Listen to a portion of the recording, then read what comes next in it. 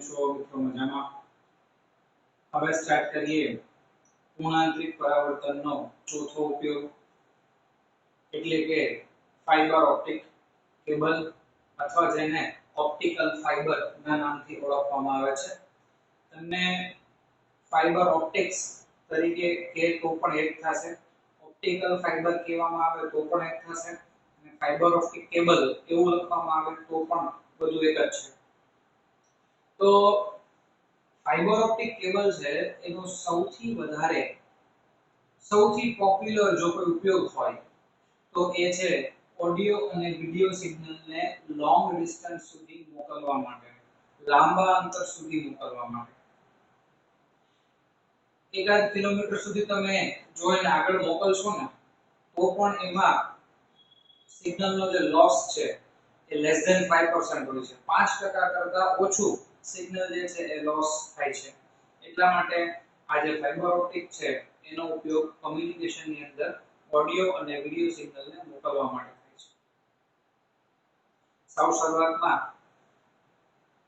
ઘરે landline phone હોય તો એની સાથે તમને ઇન્ટરનેટની લાઈન મળતી, પણ સ્ટાર્ટિંગનો ટ્રેન્ડ મિત્રો એ કેવો હતો કે જો તમે ઇન્ટરનેટ યુઝ કરતા હોય તો તમારો ફોન બિઝી આવે. બસ તમે લોકોએ તો એ જોયું જ ના હોય, બરાબર? અમે એ ટાઈપની વસ્તુ યુઝ કરેલી છે. તમે તમારા પપ્પાને પૂછી શકો છો કે પપ્પા એવું હતું કે ઘરે લેન્ડલાઇન હોય તો જ ઇન્ટરનેટ મળે, અને લેન્ડલાઇન ફોનનો જે વાયર હોય એમાંથી જ ઇન્ટરનેટ આવતું. એટલે જો તમે ઇન્ટરનેટ યુઝ કરો ને તો તમારો ફોન ચાલે નહીં.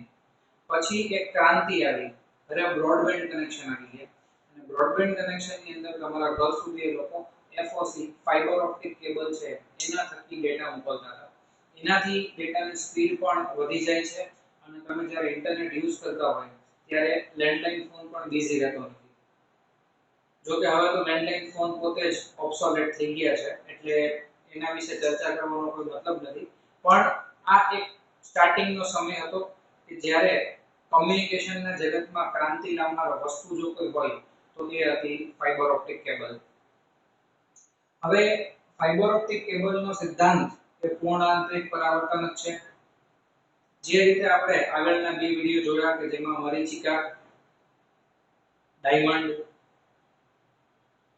અને પ્રિઝમની મદદથી આપણે પૂર્ણાંતરિક પરાવર્તન જોયું, એવી જ રીતે ઓપ્ટિકલ ફાઇબર છે એ પણ પૂર્ણાંતરિક પરાવર્તનના સિદ્ધાંત પર કાર્ય કરે છે. એની બનાવટમાં ફ્યુઝ ગ્લાસ અથવા ક્વાર્ટઝ નો ઉપયોગ થતો હોય છે. MCQ સાઇડથી તમારે યાદ રાખવાનું છે. એની રચના છે ને મિત્રો એ ખાસ સમજો કે આ ફાઇબર ઓપ્ટિક કેબલ હોય ને તો અંદરના વિસ્તારને કોર તરીકે ઓળખવામાં આવે છે. અંદરના વિસ્તારને શું કહેવાય? કોર. કોરની ઉપર એક આ ટાઈપનું આવરણ ચડાવવામાં આવે છે. કોરની ઉપર એક આવરણ ચડાવવામાં આવે છે. તમે છે ને મિત્રો કોઈ પણ વાયર જોશો ને તો હંમેશા એ વાયરની ઉપર એક ખાસ પ્રકારનું આવરણ તો હોય જ. અગર તમારી ઘરે કેબલ કનેક્શન ટીવીમાં લાગતો વાયર હોય તો પણ એનું પ્લાસ્ટિકનું આવરણ હોય, અથવા કોઈ ધાતુનું આવરણ હોય, એવું કોઈને કોઈ આવરણ હોય જ. એમ ફાઇબર ઓપ્ટિક કેબલ છે, બરાબર? આ ફાઇબર ઓપ્ટિક કેબલમાં અંદરના વિસ્તારને કોર કહેવાય. કોરની ઉપર એક આવરણ ચડાવવામાં આવે છે, અને આ આવરણને ક્લેડિંગના નામથી ઓળખવામાં આવે છે. અંદરનો વિસ્તાર એટલે કોર, કોરની ઉપરનું આવરણ એટલે ક્લેડિંગ, બરાબર? તો આને કહેવાશે કોર, અને આ બ્લેક કલરનું છે એ છે ક્લેડિંગ. હવે એક વસ્તુ ખાસ યાદ રાખજો, કોરનો વક્રી ભવનાંક વધારે હોય અને ક્લેડિંગનો વક્રી ભવનાંક ઓછો હોય છે. ક્લેડિંગ એવા દ્રવ્યમાંથી કરવામાં આવે છે કે જેનો વક્રી ભવનાંક કોર કરતા ઓછો હોય. તો તમને સર એવું શા માટે? તો વિચારો, જો ઓપ્ટિકલ ફાઇબરમાં પ્રકાશના કિરણને આ માધ્યમમાંથી આ માધ્યમમાં જવું હોય, બરાબર? તો આ માધ્યમનો વક્રી ભવનાંક હું વધારે રાખીશ તો એનો ક્રાંતિકોણ નાનો થાય, કારણ કે ક્રાંતિકોણ C એના બરાબર sin inverse 1/n. તો n જેમ મોટો હશે એમ આનો ક્રાંતિકોણ નાનો થાય, અને ક્રાંતિકોણ જેમ નાનો થાય એમ પૂર્ણાંતરિક પરાવર્તન થવાની સંભાવના વધારે છે, બરાબર? આ દેખીતી વસ્તુ છે.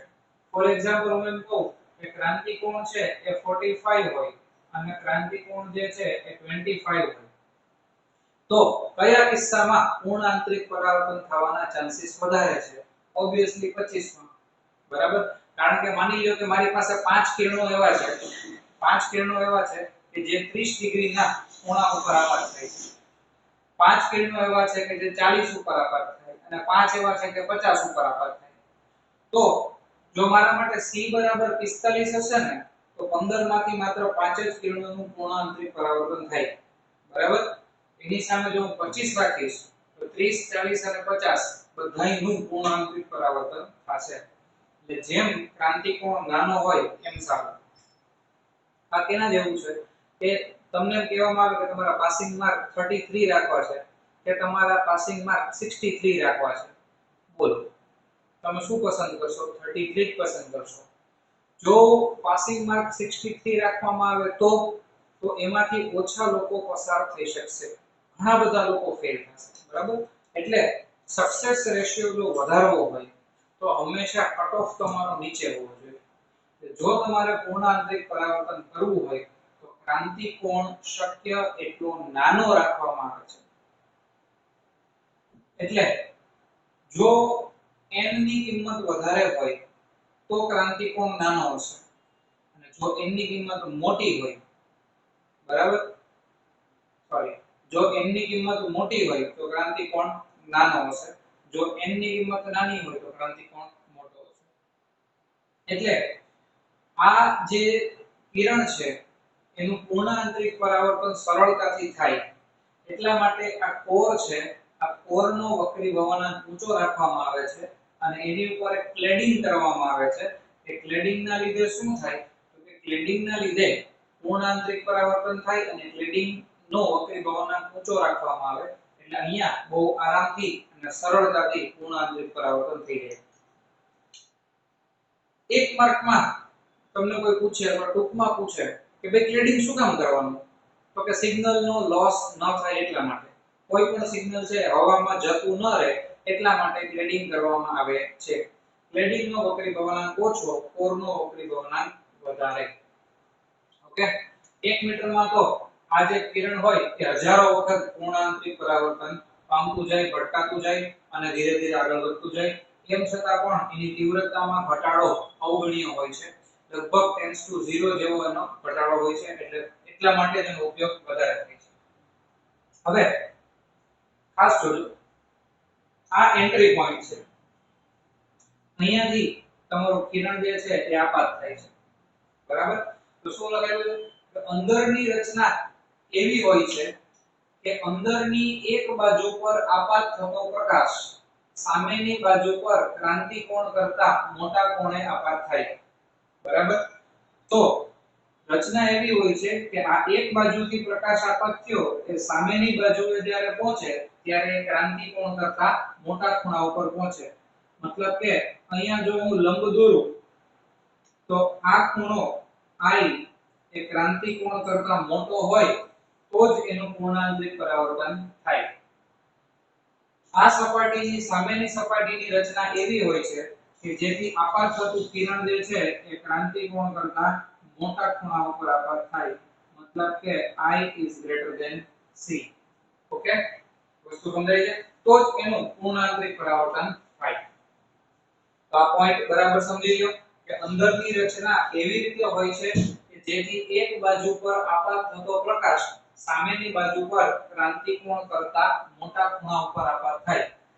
અહીંયાથી આપાત થતો પ્રકાશ એના માટે આપાત કોણ I એ ક્રાંતિકોણ કરતા મોટો હોવો જોઈએ, તો જ એનું પૂર્ણ આંતરિક પરાવર્તન થાય, નકર ન થાય.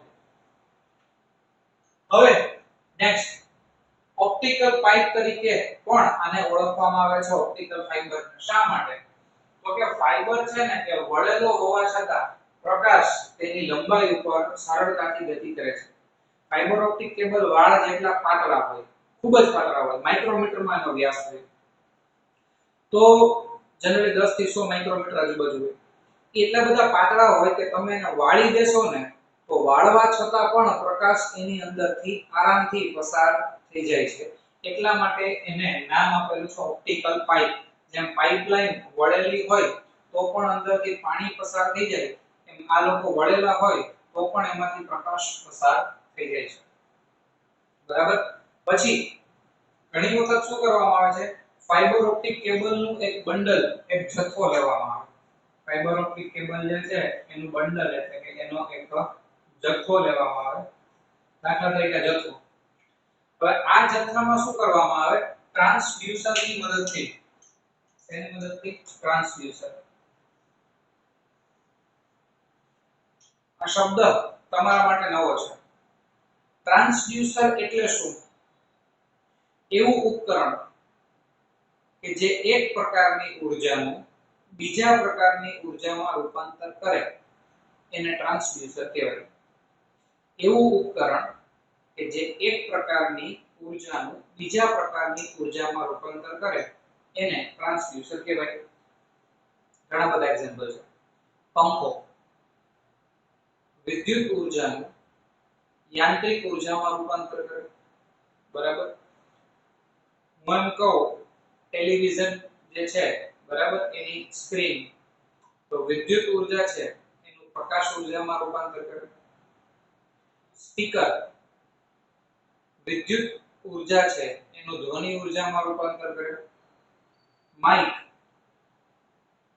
માઇક શું કરશે તો કે માઇક જે છે એ ધ્વનિ ઉર્જાનું વિદ્યુત ઉર્જામાં રૂપાંતર કરે તમારો કેમેરાનો લેન્સ એ પ્રકાશની જે ઉર્જા છે એને પાછું વિદ્યુત ઉર્જાની અંદર કન્વર્ટ કરશે તો એક પ્રકારની ઉર્જાનું બીજા પ્રકારની ઉર્જામાં રૂપાંતર કરીને આપે એને કહેવાશે ટ્રાન્સડ્યુસર તો આવા ટ્રાન્સડ્યુસરની મદદથી શું કરવામાં આવે છે તો કે ભાઈ માનો કે હું જે વસ્તુ બોલું છું ઓકે એને તમે પ્રકાશના સિગ્નલમાં કન્વર્ટ કરી નાખો એના માટે જરૂર પડે ટ્રાન્સડ્યુસર પછી એને ફાઇબર ઓપ્ટિક કેબલ મારફતે આગળ મોકલી દો આગળ મોકલવાની ઘટના એને કહેવાય ટ્રાન્સમીટર ટ્રાન્સમીટર એટલે એવું સાધન કે જે તમારા સિગ્નલને આગળ મોકલે આગળ મોકલનાર સાધનને ટ્રાન્સમીટર કહેવાય અને ઘટનાને ટ્રાન્સમિશન કહેવાય સમજાવું દાખલા તરીકે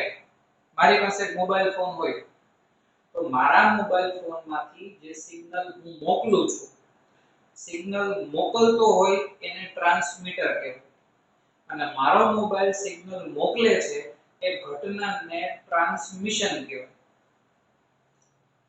સામા છેડે તમે હોય તમારી પાસે પણ મોબાઈલ છે તમારો મોબાઈલ એ સિગ્નલને પકડે છે તો તમારા મોબાઈલને રિસીવર કહેવાય અને એ ઘટનાને રિસીવિંગ કહેવાય બરાબર રિસેપ્શન કહેવાય તમારી પાસે રેડિયો હોય FM રેડિયો હોય તો તમારો FM રેડિયો જે છે એ વાતાવરણમાંથી સિગ્નલ મેળવે છે તો રેડિયાને રિસીવર કહેવાય માનો કે રેડિયો મિર્ચીની ઓફિસ હોય ત્યાંથી એ લોકો એન્ટેનામાંથી સિગ્નલ મોકલે તો સિગ્નલ મોકલવાની ઘટના છે તો એ લોકો ટ્રાન્સમીટર થયા આપણે રિસીવર થાય બરાબર તો ટ્રાન્સડ્યુસર જેવા સાધનોની મદદથી એક પ્રકારની ઉર્જાનું બીજા પ્રકારની ઉર્જામાં રૂપાંતર કરવામાં આવે અને પછી આ ફાઇબર ઓપ્ટિક કેબલ મારફતે બધા ડેટાને આગળ મોકલવામાં આવે છે બરાબર એટલે તમે ગુજરાતીમાં લખી શકો કે ફાઇબર ઓપ્ટિક કેબલના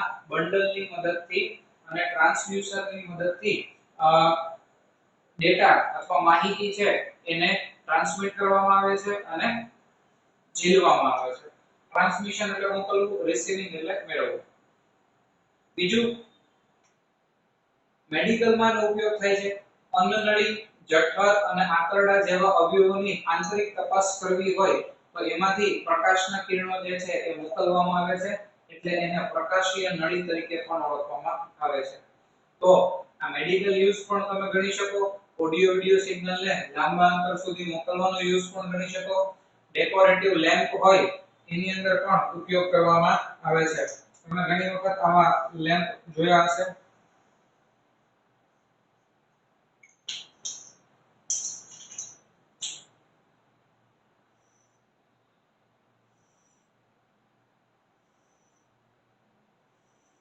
જેમાંથી આ પ્લાસ્ટિક જેવા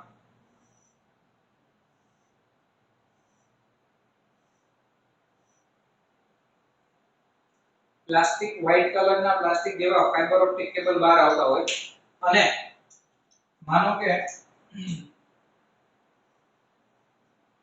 આ પ્લગ હોય એને વરાવીને તમે સ્વિચ ચાલુ કરો એટલે શું થાય કે પ્રકાશ છે એ ટ્રાન્સમિટ થઈ અને અહીંયા છેડા ઉપર આવે અને છેડાઓ તમને પ્રકાશિત દેખાય બરાબર આ છેડા ઉપર તમને પ્રકાશ દેખાય તો આ રીતે તમે જોયું હશે કે છેડા ઉપર આવા લાલ કલરના કે બ્લુ કલરના જેવા ટપકા તમને દેખાતા હોય છે તો ડેકોરેટિવ લેમ્પ ની અંદર ઉપયોગ થાય છે અને આગળ મેં કીધું એમ કે 1 કિલોમીટર જેટલું તમે ટ્રાન્સમિશન કરો તો 95% કરતા પણ વધારે ડેટા આરામથી એમાં આગળ જતો રહે છે એનો લોસ 5% કરતા ઓછો હોય છે તમારું સિગ્નલ છે એ 5% કરતા પણ ઓછું વ્યય પામે છે 95% કરતા વધારે સિગ્નલ આખું ટ્રાન્સમિટ થઈ જાય છે બરાબર તો આ વાત થઈ ગઈ તમારી આખી ફાઇબર ઓપ્ટિક કેબલની ખૂબ જ મહત્વની થિયરી એક્ઝામમાં વારંવાર પૂછાતી હોય છે અને આની અંદર ક્લેડિંગ જે છે એનું ખાસ યાદ રાખવું કે કોર છે એનો વક્રીભાવના ક્લેડિંગ કરતા વધારે હોય છે બાકી બધી વસ્તુઓ આરામથી યાદ રહી જાય એવી છે માત્ર આમાં ભૂલ ન પડે એ તમારે ખાસ ધ્યાન રાખવું ડેટા બધો યાદ રાખો 2 માર્ક માટે મોસ્ટ આઈએમપી થિયરી